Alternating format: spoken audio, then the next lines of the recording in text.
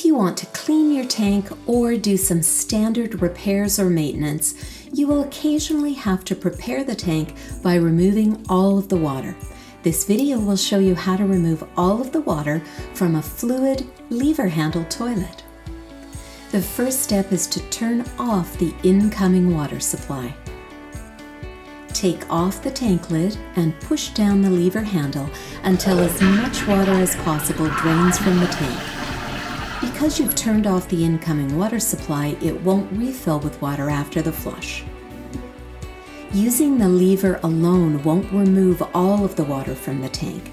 About an inch or less of water will remain at the bottom.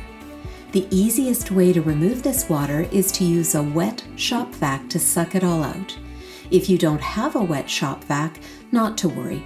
You can simply use a large sponge. Soak it in the tank water and then squeeze it out into a bucket as many times as is necessary to remove all of the water.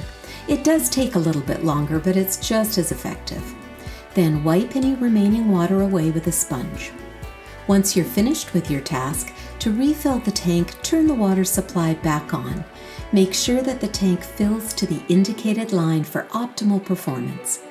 If you have any questions, please contact our customer service team at 1-800-460-7019 or email us at help@sustainablesolutions.com.